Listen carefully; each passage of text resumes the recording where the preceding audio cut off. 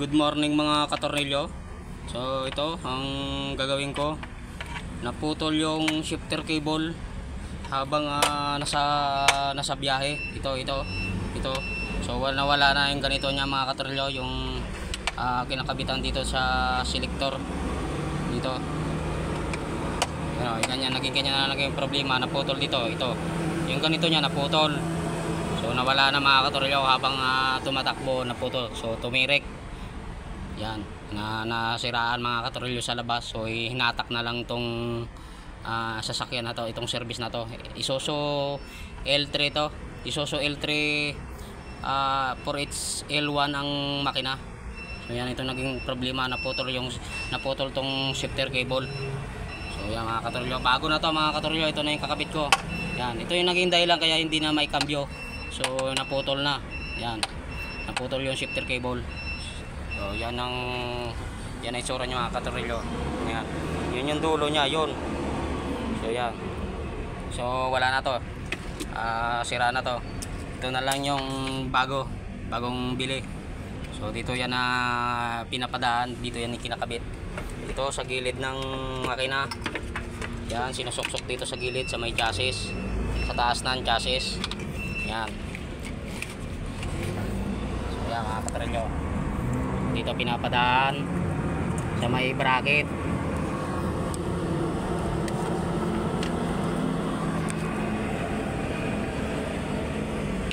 Yan. Yun. Dito kailangan mag-shoot yun doon sa bracket. Yan. So yun. Yun na mga katornilyo, yun. Dito sa bracket. Yan, nakatornilyo yan dito sa may transmission, yung bracket. Ito yung kapares niya. Ito. So ito naman yung isang kable. Ito na yung nagpapalipat ng kambyo to. Yan ang lumilipat ng kambyo. So may lock yan mga katornilyo, may lock. Ito yung lock niyan, nakaliteryo. Yan, dito yan nakakabit.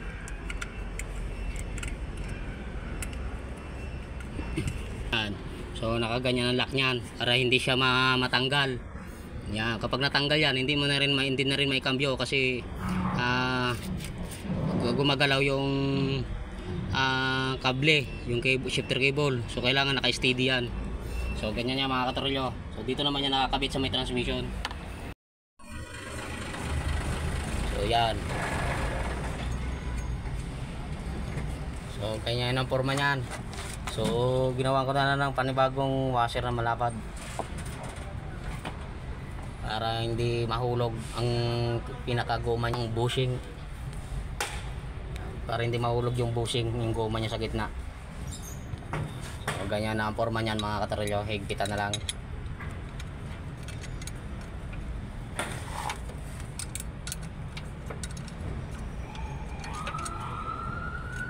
So yan, ganyan ang forma niyan mga katornilyo.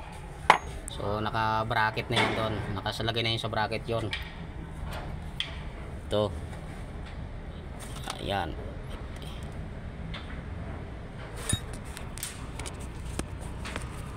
So yan, ito yung bracket niyan. Ito, yun na, may lock na yan. Nakatornilyo na rin. At ito nakatornilyo na rin. So doon na lang sa taas mga katornilyo ang ikakabit ko. So wait lang. Dito naman yung dulo mga katornilyo, yung pinapadaan sa harapan ng radiator. Ito yung radiator. So ito yung mga katornilyo sa ilalim ng truck ay ng ulo.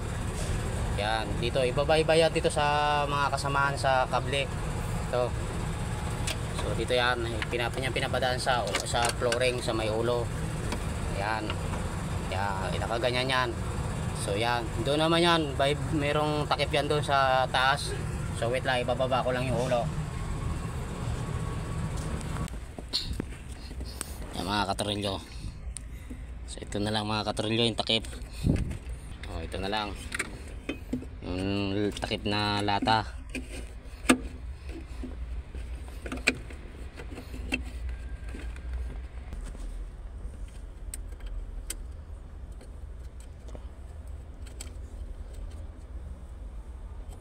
Yan.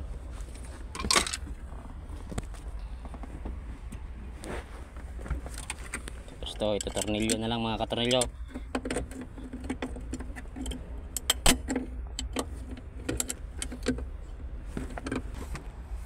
So yan, ganyan ang forma niyan mga katorilyo. So okay na yan, hihigpitan na lang yon.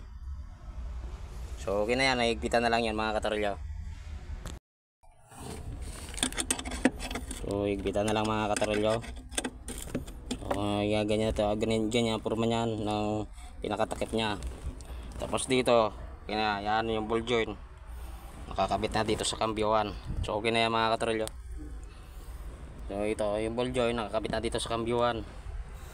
So doon, nalagyan ng takip. So higpitan na lang.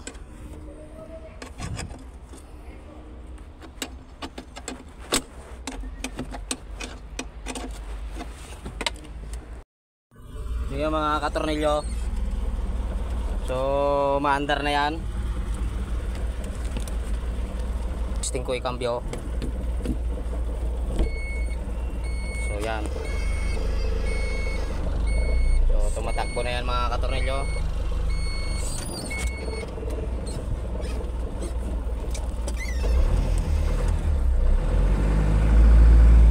So okay na mga katornilyo. Yan ko. Tumatakbo na. So yan. Okay na yan mga katornilyo.